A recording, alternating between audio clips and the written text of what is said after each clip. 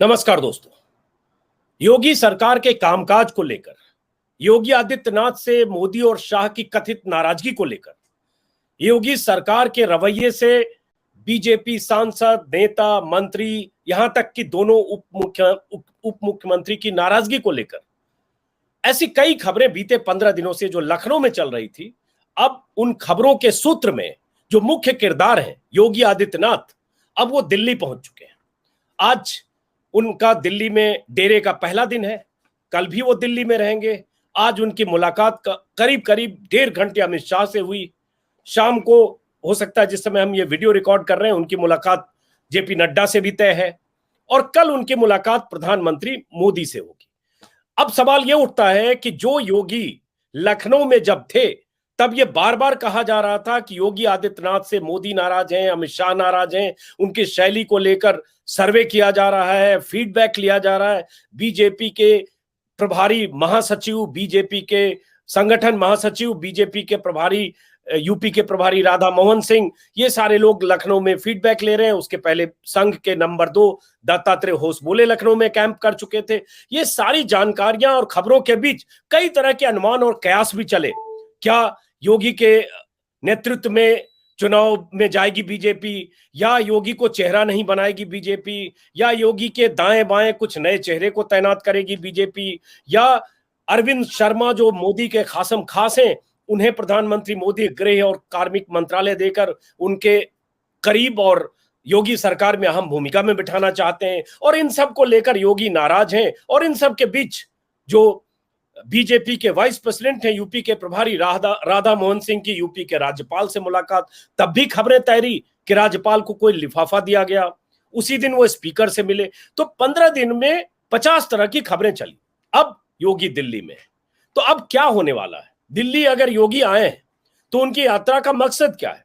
आज अमित शाह से 1.5 घंटे मुलाकात, कल प्रधानमंत्री से मुलाकात, क्या मतलब निकाला जाए? और इसमें दिलचस्प बात यह है कि आज जो योगी दिल्ली में जब आए और दिल्ली में अमित शाह से मुलाकात के बाद योगी आदित्यनाथ ने अमित शाह को एक किताब भेंट की है। और उसके बाद, हालांकि इसको शिष्टाचार मुलाकात कहा गया, उस किताब के कवर को मैं देख रहा हूं, उस पर लिखा हुआ है समाधान। हालांकि बहुत नीचे मैं जूम इन करता हूं तो लिखा हुआ प्रवासी संकट का समाधान, लेकिन योगी आदित्यनाथ की तरफ से अमित शाह को यह तस्वीर दी गई। अब योगी आदित्यनाथ और अमित शाह या मोदी के खराब रिश्तों को लेकर बहुत तरह के अनुमान और कयास, मंथन और तमाम तरह की खबरों के बीच ये मुस्कुराती ही हुई योगी आदित्यनाथ और अमित शाह की तस्वीर है। तो क्या जो कहा जा रहा था कि बहुत नाराजगी है, योगी से इस कदर नाराजगी है कि प्रधानमंत्री चाहते हैं कि उनके इर्द गिर्द कुछ मंत्रियों की ऐसी तैनाती हो कि योगी की नकेल कसी जाए, या ऐसी नाराजगी है कि योगी प्रधानमंत्री मोदी तक को डिफाई कर रहे हैं, जिनको मोदी अरविंद शर्मा को उनके मंत्रिमंडल में शामिल करना चाह रहे हैं, अहम जिम्मेदारी देकर। ऐसी कई बातें चली। उन बातों के बीच योगी का यहां होना, ये मुलाकातें आज और कल की, इसी मसले पर बात करेंगे, समझने की कोशिश करेंगे। इसमें अनुमान भी है, आकलन भी है। 2 खास मेहमान हमारे साथ हैं। शरद गुप्ता जो वरिष्ठ पत्रकार हैं, यूपी की राजनीति पर 3 दशकों से उनकी पैनी नजर है, दैनिक भास्कर, दैनिक हिंदुस्तान, कई अखबारों में अहम ओहदों पर रहे हैं। और अशोक वानखेड़े बहुत तीखे विचारों के वक्ता के तौर पर टेलीविजन चैनल पर अक्सर दिखते हैं। तो अनुमानों की ही बात चल रही है शरद जी। तो आज तो मुलाकात है। अब उन मुलाकातों में शाह और योगी के बीच 1.5 घंटे में क्या बात हुई, और उस बात में ये मुस्कुराती हुई तस्वीर आज आई जो तनातनी को डिफ्यूज करने जैसी एक तस्वीर लग रही है। एक तस्वीर परसों भी आई थी, परसों से एक दिन पहले, जब प्रधानमंत्री का भाषण था राष्ट्र के नाम संदेश, तब योगी ने प्रधानमंत्री का भाषण देखते हुए एक तस्वीर योगी के ऑफिस से, ऑफिशियल हैंडल से ट्वीट किया गया कि अकेले कमरे में योगी आदित्यनाथ बैठे हैं और पीएम का राष्ट्र के नाम संदेश सुन रहे हैं। और उस दिन से लेकर अब तक क्या देखते हैं आप इस मुलाकात का, दिल्ली के इस दौरे का, और आज से कल तक क्या होना है इसमें? देखिए, बहुत ढेर सारी चीजें हैं। तनातनी थी, तनातनी है, लेकिन इस बैठक का एक जो सबसे पहला संदेश है वो ये है कि जिसे अंग्रेजी में कहते हैं आइस ब्रेकिंग। तो कम से कम दोनों के बीच में जो शीत युद्ध चल रहा था उस पर बातचीत तो शुरू हुई, क्योंकि अभी तक तो बातचीत ही नहीं हो रही थी।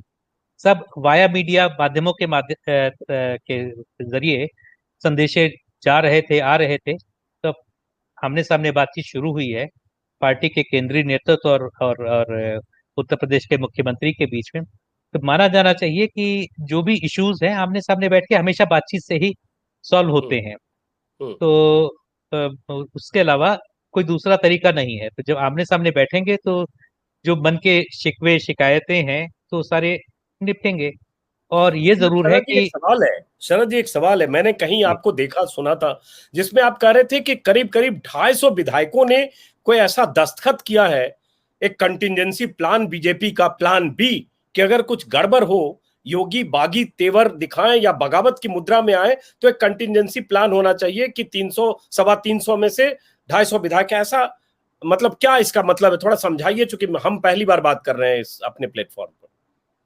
देखिए, पिछले 15 दिनों में आप भी जानते हैं और लगातार मीडिया के जरिए ये सारी चीजें आ भी रही, जो अभी आपने शुरुआत में कहा भी कि लगातार बीजेपी का सेंट्रल लीडरशिप स्टेट में मिनिस्टर्स से, स्टेट के नेताओं से, एमएलए से बातचीत कर रहा था। उसी बातचीत में एक जो मुख्य बात थी, वो जो हमेशा ये सवाल पूछा जाता था कि भाई, आप मुख्यमंत्री के प्रदर्शन से कितना खुश हैं।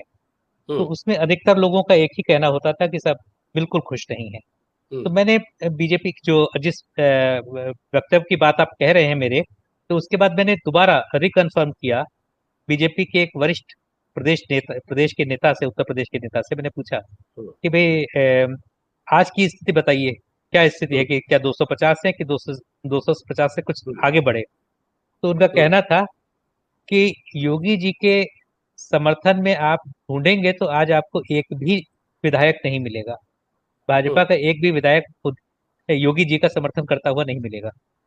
हम्म। तो ये अपने आप में बहुत बड़ा स्टेटमेंट था कि अगर योगी जी का एक भी समर्थक नहीं बचता है विधायकों में, 325 विधायकों में, तो आखिर वो मुख्यमंत्री बने हुए क्यों हैं, हम्म। और उन्हें बनाए रखने का निहितार्थ क्या है, क्या इससे पार्टी को फायदा क्या है। हम्म। तो इस सवाल का जवाब देने से पहले मैं इसके दूसरे उल्टे हम्म। जवाब पे चाहूंगा, सवाल पूछना चाहूंगा कि उनको हटाने से और किसी दूसरे हम्म। को लाने से फायदा क्या है। सही बात। हम्म। तो 4.5 साल एक व्यक्ति ने सरकार चलाई।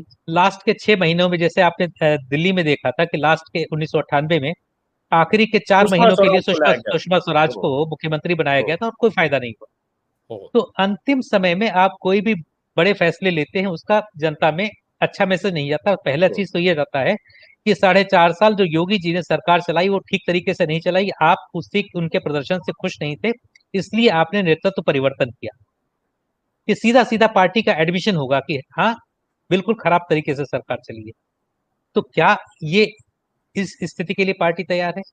दूसरी हम्म। चीज कि हम्म। अगर योगी जी के खिलाफ कोई कार्रवाई होती है, उनको हटाया जाता है या उनके समकक्ष किसी किसी दूसरे व्यक्ति को लाके खड़ा किया जाता है उनके प्रभाव को कम करने के लिए, तो इसका सीधा अर्थ ये भी जाएगा कि सब योगी, फिर वही जो मैंने पहले कहा कि योगी ठीक काम नहीं कर रहे थे, इसलिए उनके समकक्ष किसी दूसरे व्यक्ति को लाया गया। लेकिन बीच में रोक रहा हूं शरद जी, मुझे लगता है उससे बात अब आगे निकल गई। जो उस समय एक अनुमान था कि नाराजगी इस हद तक है कि कोई विकल्प हो सकता है, हालांकि मेरा, आपका भी शायद, और हम जैसे बहुत सारे लोगों का ये मानना था, मैं तो ओपनली अपने वीडियो में बोला कि मेरे हिसाब से ये नामुमकिन सा लग रहा है कि 2021 में, अब 10 महीने 11 महीने चुनाव के, 9 महीने ही बल्कि बाकी है चुनाव के पहले, इतना बड़ा जोखिम बीजेपी मोल लेगी चाहे जितनी नाराजगी हो। तो मेरा अपना मानना, तो मुझे लगता है उससे शायद अब बात निकल गई, वो बात खत्म हो बात, गई कि हाँ, योगी का कोई बिल्कुल विकल्प। बिल्कुल, वो ठीक मोमेंट है, निकल तो गया है। मोमेंट खत्म हो गया। वो जो भी कयास का दौर था 4-6 दिन, उसमें आधी हकीकत आधा फसाना भी था अनुमान के आधार पर। हाँ, नाराजगी थी। अब अशोक के पास आता हूं और उसके बाद वापस आऊंगा। अशोक, साल अब वो नहीं है कि योगी जाएंगे योगी रहेंगे, वो बात खत्म हो गई, वो थी भी नहीं शायद। वो एक, मैं कहूंगा कि कयासबाजी ज्यादा थी।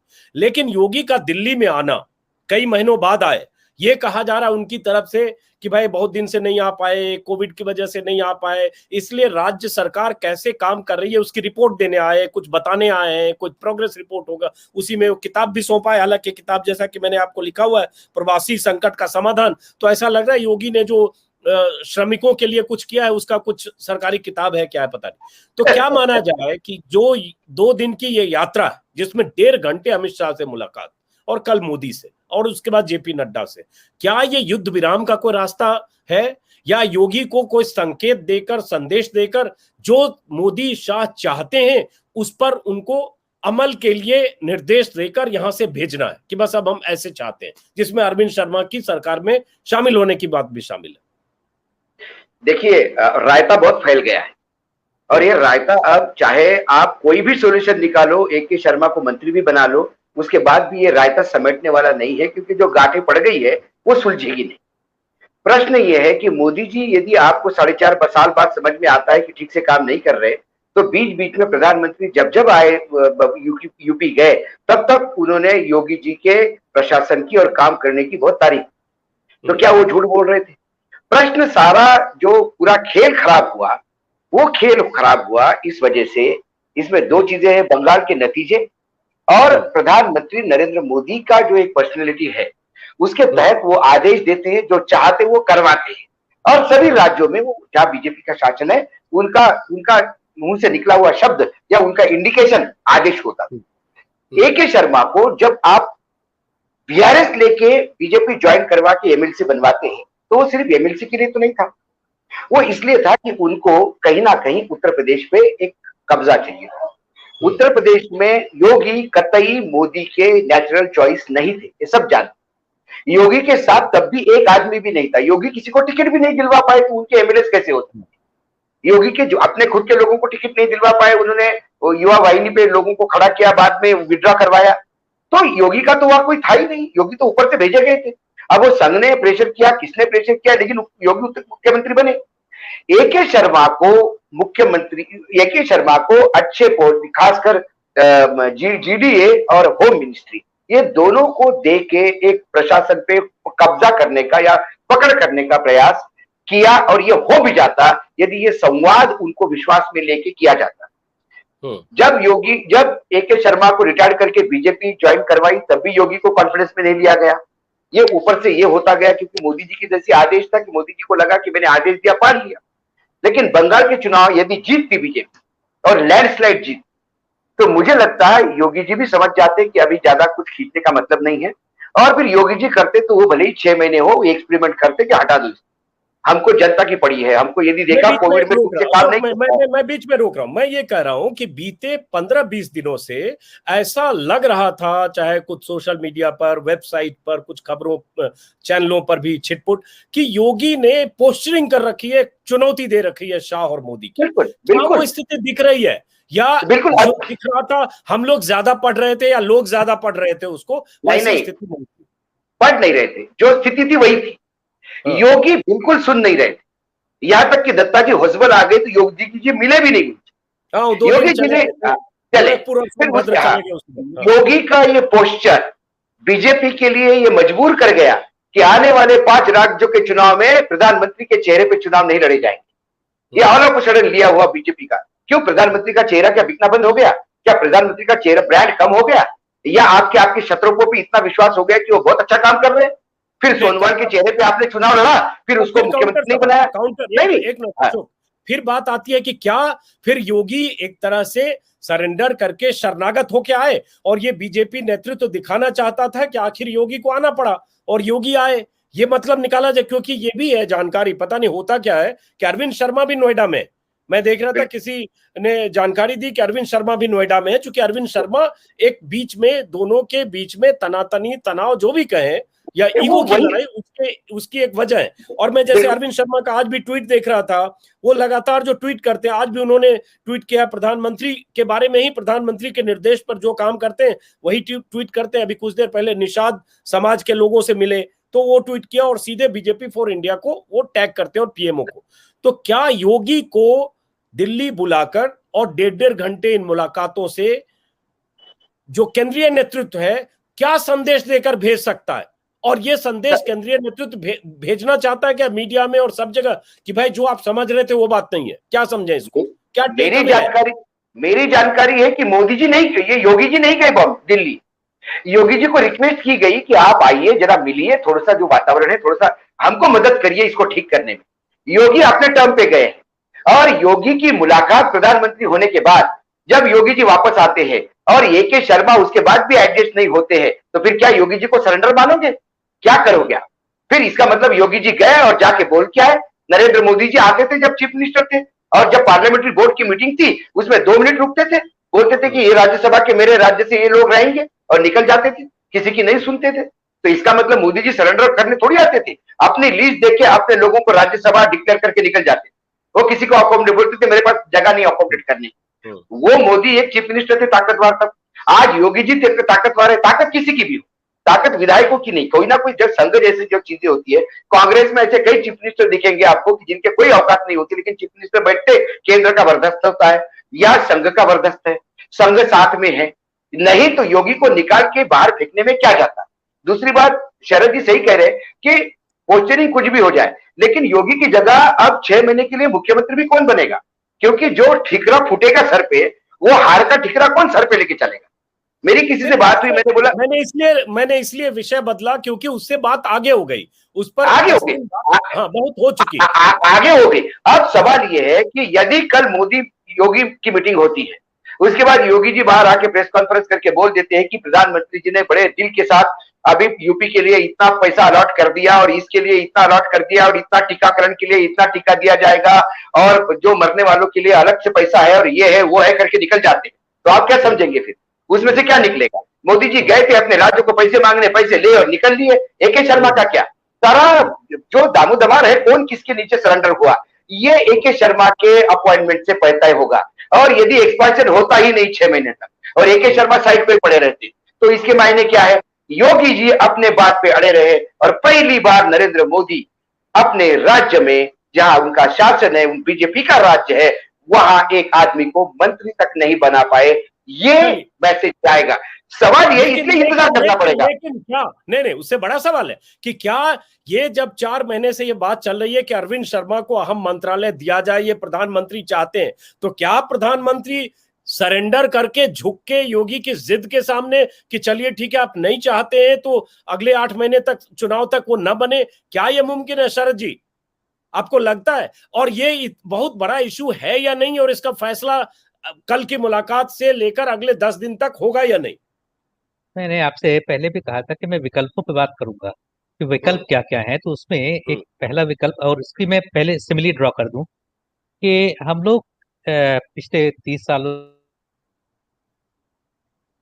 से देख रहे हैं और खास तौर से बीजेपी की बात करते हैं तो अटल बिहारी वाजपेयी और लालकृष्ण आडवाणी के बीच में बिल्कुल भरत लक्ष्मण टाइप की या राम और लक्ष्मण टाइप की जोड़ी मानी जाती थी कि जो अटल जी कहते थे आडवाणी जी वो सुनते थे और जो आडवाणी जी कहते थे वो अटल जी सुनते थे। लेकिन आपको भी मालूम है और जो जो करीब से जानते हैं पॉलिटिक्स को, उन्होंने देखा कि दोनों के बीच में किस तरीके के टेंशन्स रहते थे।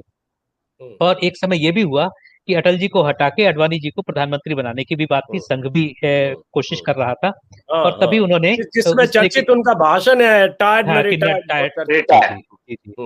तो वो, लेकिन सतह पे आपको लगेगा कि सब कुछ अच्छा है, सब कुछ बेहतर है, दोनों साथ साथ मिलेंगे, जनता में दोनों साथ साथ जाएंगे, मीटिंग्स में साथ साथ भाग लेंगे। तो इसका यह मतलब नहीं है कि जो अंदर के तनाव हैं वो खत्म हो गए हैं। तो मेरा फिर कहना है कि अगर वो मिलने आए हैं तो तनाव अपनी जगह है और इन तनावों से निपटने का अलग अलग तरीका है।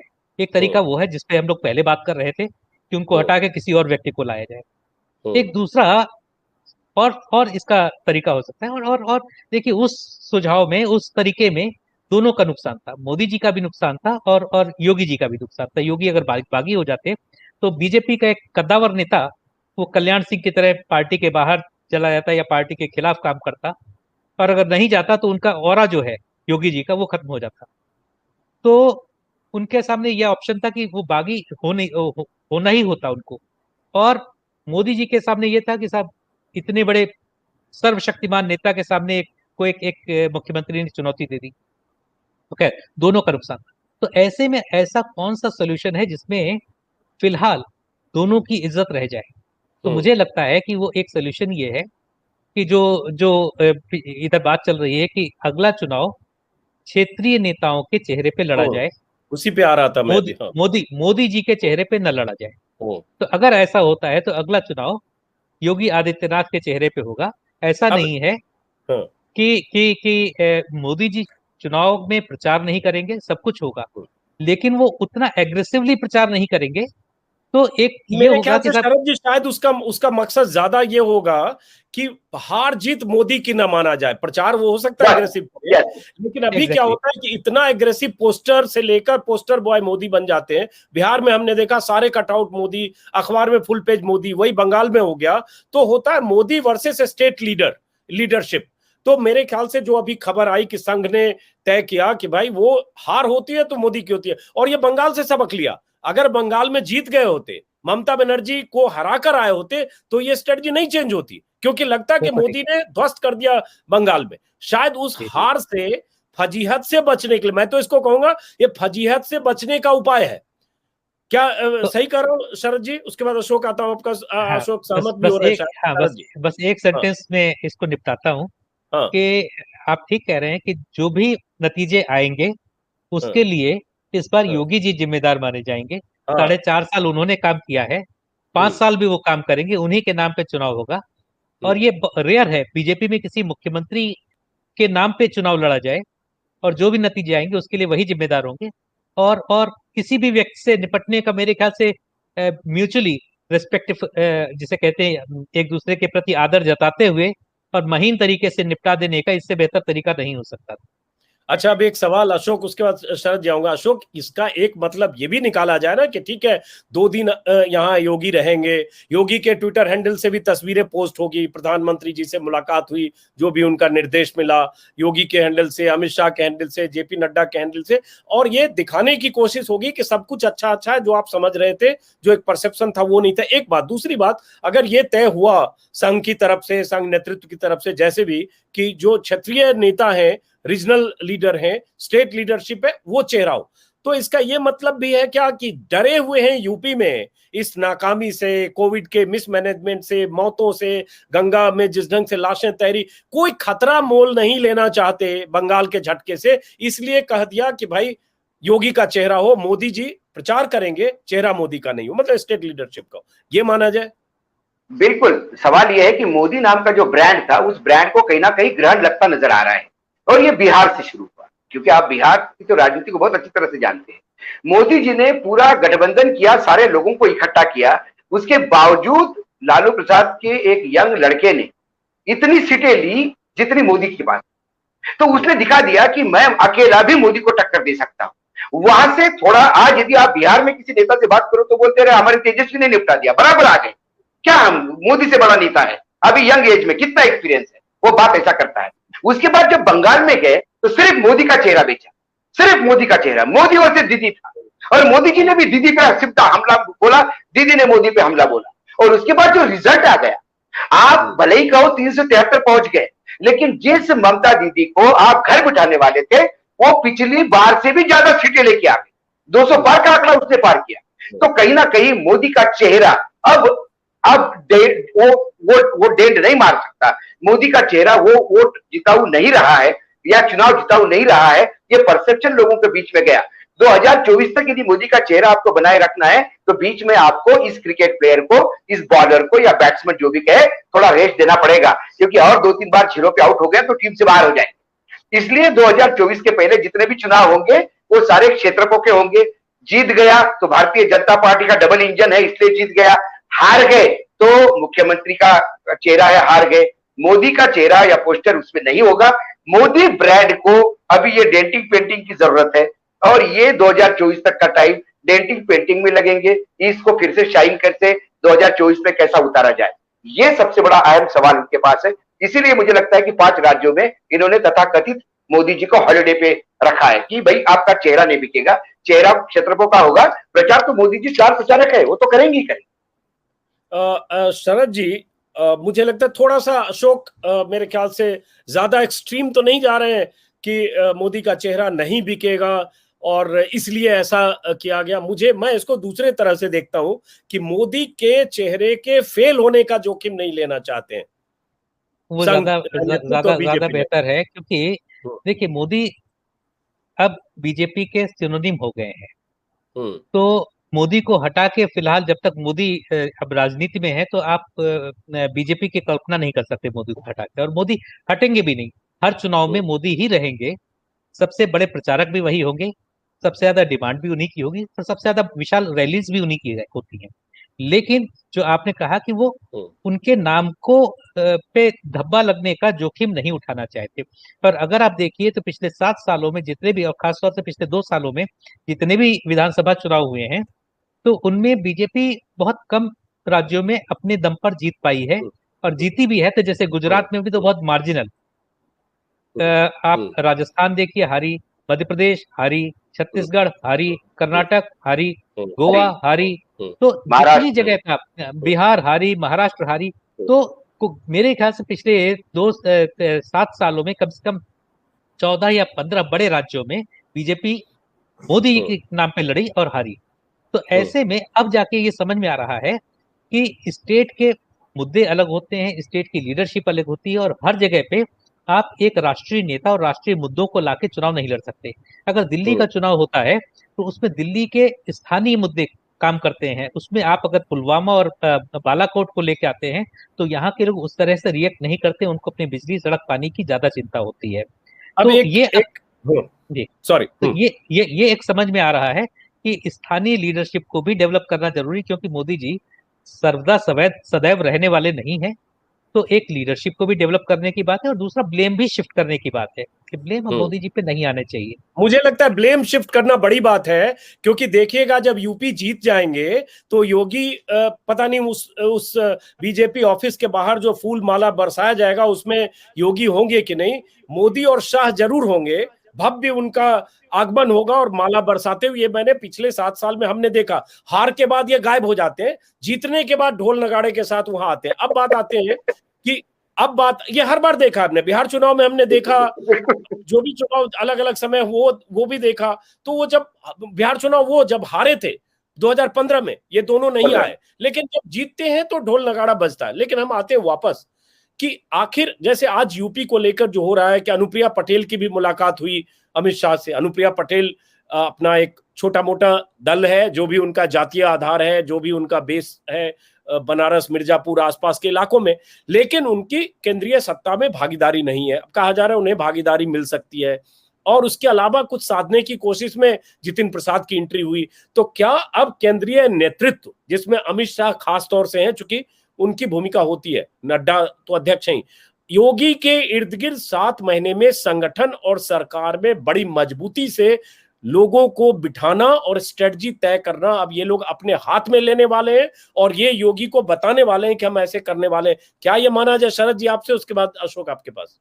देखिए सीधी बात है, कोई भी चुनाव लड़ा जाता है तो सबसे अहम होता है, सबसे महत्वपूर्ण चीज होती है उम्मीदवार। और बीजेपी की हमेशा से एक स्ट्रेटजी रही है, ये गुजरात से शुरू हुआ था कि कम से कम 35-40%, 50% तक विधायकों के आप टिकट काट दीजिए तो नए चेहरे आ जाएंगे, तो एंटी इनकम्बेंसी आधी वैसे ही खत्म हो जाएगी। तो एक तो ये है, तो लेकिन वो नए चेहरे कौन होंगे, उनको कौन सेलेक्ट करेगा? और जब जब ये बात हो रही है कि साहब इतने अनपॉपुलर है मुख्यमंत्री कि उनके समर्थन में एक विधायक भी चिराग ढूंढने से नहीं मिल रहा है, तो ऐसे में अगले कैंडिडेट्स के सिलेक्शन में कितनी भूमिका मुख्यमंत्री योगी आदित्यनाथ निभाएंगे, ये सिर्फ कल्पना की जा सकती है। तो अगर उनकी कोई भूमिका नहीं रहने वाली है तो जो अगले विधायक आएंगे, तो जो आपने कहा ना, तो फूल माला जब बरसाए जाएंगे तो पता नहीं योगी जी कहाँ होंगे। तो ये बहुत अच्छा तरीका, मैंने कहा भी कि इससे महीन तरीका, इससे बेहतर तरीका, इससे शांतिपूर्ण तरीका इस विवाद से निपटने का नहीं हो सकता था। उस समय स्थिति योगी शरद जी अगर जीत गए, अगर इफ में बात करते हैं, तो योगी भी यही कहेंगे कि प्रधानमंत्री मोदी जी के नेतृत्व में ये सरकार बनी और ये किया, उनकी भी शायद यही लाइन होगी। अगर जीते तो आपने कहा ना कि फूलमाला जिन पे अगर जीते तो अगर उस जीतने के बाद भी क्या फूलमाला योगी जी पे बरसाए जाएंगे या संभवतः कोई नया उम्मीदवार होगा? तो ये भी है। पहली चीज तो जो परिणाम आएंगे, तो अभी 8 महीने बाकी हैं, तो अभी से हम लोग क्यों कयास लगाएं जी। हाँ, कयास लगाएं। बहुत लोग गाली भी देने लगेंगे कि अभी से तुम भी हो गए भाजपा वाले, क्या योगी जी की वापसी की बात करो। हम एक कयास की बात करें, अनुमान की क्या हो सकता है। अशोक, अब सवाल ये उठता है जो इस 2 दिन की मीटिंग का है, आप इस मीटिंग को, हमने पहले भी बात की पीछे 20-22 मिनट, लेकिन फिर भी मैं इसको ये समझना चाह रहा हूं, आप दर्शकों को इसको समझाने में अगर हो कि हम ये क्यों नहीं माने कि योगी को झुककर दिल्ली आना पड़ा। अब यहां से जाने का मतलब जो केंद्रीय नेतृत्व उनको एक सिलेबस जो देगा, उस सिलेबस के हिसाब से अगले 8-9 महीने काम करना है उस इम्तिहान में पास होने के लिए, जिसमें चाहे वो अरविंद शर्मा की हो, चाहे स्टेट मंत्रिमंडल में 2-4 फेरबदल हो, चाहे संगठन में हो, चाहे जो भी हो। क्या वो सिलेबस लेके जाने वाले हैं योगी आदित्यनाथ और इस पर अमल करना होगा? आपको लगता है अजीत जी, ये बात के लिए योगी जी को आना पड़ेगा दिल्ली? ये तो सिलेबस हम भेज रहे हैं, आप इसको इंप्लीमेंट करें, ये तो दिल्ली से भी फरमान आ सकता था।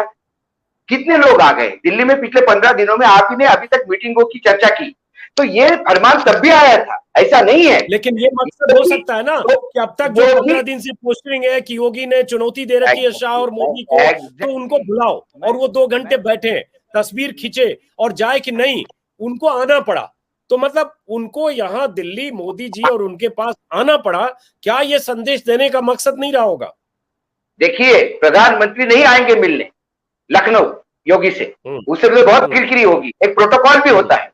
तो योगी जी को, मेरी जो जानकारी है उसमें योगी जी को समझाया गया कि आप इतना, आपको लगता है ऐसा नहीं है, स्थिति आपके खिलाफ कोई नहीं है, एक बार आके आप मिल लीजिए। वो भी मिलना चाहती आपसे, आप मिल लीजिए। इसलिए योगी आए, क्योंकि योगी की जो पर्सनैलिटी है वो जाने वाला नहीं है, और नरेंद्र मोदी की पर्सनैलिटी है वो भी योगी जी को जाके मिलेंगे नहीं। इसके बीच में आइस ब्रेक करने की कोई प्रयास कर रहे हैं, लेकिन आइस ब्रेकिंग के लिए जब बात होती है तो दोनों झुकते हैं। ये जरूरी नहीं कि एक कोई आइस ब्रेक करना है, लेकिन मैं फिर कहता हूं, आइस ब्रेकिंग वाला यह आदमी दिख नहीं रहा मुझे कोई। पहले जैसा आडवाणी और अटल जी की बात कहे, उस समय में प्रमोद महाजन जैसे लोग थे कि जो सभी के साथ संबंध ऐसे थे कि वो जाके समझा सकते थे। आज किसी ने बात की कि भाई कई प्रधान साहब आ रहे हैं या कोई आ रहे हैं और वो जाके समझाएंगे। आज नरेंद्र मोदी की किसी की औकात है कि नरेंद्र मोदी को जाके ये कहे कि योगी जी आ रहे हैं, थोड़ा सा आप शांति से लीजिए? कोई बोलने की स्थिति में है आज की डेट में मोदी जी के? वो तो मोदी जी अपने टेरर में वो रहेंगे अपने हिसाब से, और योगी जी भी अपने हिसाब से जाएंगे कि आपने मुझे बुलाया था। योगी के लिए भी कहा जाता है, योगी के लिए भी कहा जाता है कि मोदी और शाह के अलावा, संघ प्रमुख के अलावा, मतलब कि इवन पार्टी प्रेसिडेंट भी शायद उनको अपने टर्म पर कुछ नहीं कह सकते। इसीलिए मैं कहता हूं कि इस मीटिंग का आउटकम क्या होता है, इस पे देखिए। यदि इसका आउटकम हो गया कि प्रधानमंत्री जी ने बहुत यूपी को पैसा दिया और खुले दिल से, उन्होंने कहा कि किसी चीज की कमी नहीं पड़ने देंगे, कोविड की जो भी हो गया उसमें लड़ेंगे, ये करेंगे, बहुत सारी योजनाएं लागू होगी और ये सारा बखान होगा, तो इसका मतलब है कि कहीं ना कहीं इसी पे पैचअप हो गया कि भैया आपको तकलीफ नहीं देंगे, आप चुपचाप रहिए। लेकिन जो शरद जी कह रहे हैं, आने वाले चुनाव में ये कोई रायता अभी समेटेगा नहीं। चुनाव में जब टिकट डिस्ट्रीब्यूशन की बात होगी तब एक बार बहुत बड़ा घमासान होगा, क्योंकि योगी जी जानते हैं। आज यदि योगी जी के बारे में लोग हंस के कहते हैं कि इनके पास आदमी नहीं ढूंढता चिराग से एक भी एमएलए, तो योगी जी के पास पहले भी एमएलए नहीं थे। योगी जी दूसरे के एमएलए उधार का सिंदूर लेके चुप मिनिस्टर बने थे। इस बार योगी जी चुनाव लड़ेंगे तो योगी जी भी अपने लोगों को टिकट देने का प्रयास करेंगे, उसमें घमासान होगा। उसकी लिस्ट जो आएगी उसमें पता पड़ेगा किसकी चलती है, कौन भारी पड़ गया। ये तो अब कौन भारी पड़ा कौन कम पड़ा, ये तो हर तीसरे दिन ये कहीं ना कहीं संकट चलता रहेगा। ये कोई खत्म होने वाली बात नहीं है। हाँ, योगी के जहन में टिकट के समय होगा कि अगर हमारे लोगों को कम मिला तो चुनाव के बाद जाजिम न खींच लिया जाए, तो वो शायद करेंगे। अब आखिरी सवाल खत्म कर रहा हूं शरद जी, चूंकि आगे की फ्यूचरिस्टिक अगर बात करें तो अब 8 महीने 9 महीने बाद जो चुनाव है, ये आपके हिसाब से क्या लेकर योगी जा सकते हैं और क्या बदलाव हम देख सकते हैं? हम ये आकलन नहीं कर सकते, हमें नहीं पता कि अमित शाह और योगी के बीच आज क्या 1.5 घंटे बात हुई, कल क्या होगा, लेकिन क्या दिख सकता है जिससे लगे कि यहाँ आए तो कुछ बदलाव हो गया? यहाँ आने के बाद जो भी, अगर कोई आपस में दोनों के बीच में कोई ट्रूस हुआ है, कुछ टर्म्स एंड कंडीशंस तय हुई हैं कि इतना आपको दिया जाएगा, यहाँ तक हम लेंगे, यहाँ तक आप आपकी हद रखेंगे, तो कुछ तो बात हुई होगी। और वो अब दो लोगों के बीच की बात है तो हम अभी सिर्फ गेस कर सकते हैं, और ये गेस बहुत एक्यूरेट होगा नहीं, तो इसलिए उस पर ना जाएं। लेकिन इतना जरूर है कि अगला चुनाव जो लड़ा जाएगा तो उसमें 2 ही चीजें लेके जाएंगे योगी। पहली चीज अपनी हिंदुत्ववादी छवि, और जैसे हमने बंगाल के चुनाव में देखा, बिहार के चुनाव में देखा, दिल्ली में भी देखा, तो बिहार और बंगाल में या यूपी में तीनों जगह बीजेपी ने पोलराइजेशन में कोई कमी नहीं रखी। तो वो उनका यूएसपी है, और उसमें एक हिंदुत्ववादी, एक भगवाधारी मुख्यमंत्री, उनकी अहम भूमिका हो सकती है। और दूसरा, योगी ने जो भी थोड़े बहुत विकास के कार्य कराए हैं तो उसको लेके जाएंगे। चलिए, थोड़े बहुत। आप दोनों मेहमानों का बहुत बहुत शुक्रिया। अब कल प्रधानमंत्री से मुलाकात है, उसके बाद क्या बात निकलती है, क्या खबर पता चलती है, कोशिश करेंगे कि हम कल फिर बात करें, कल शाम। फिलहाल आप दोनों का बहुत बहुत शुक्रिया। मुलाकात होती रहेगी, बात होती रहेगी। नमस्कार शरद जी, अशोक जी, नमस्कार। नमस्कार।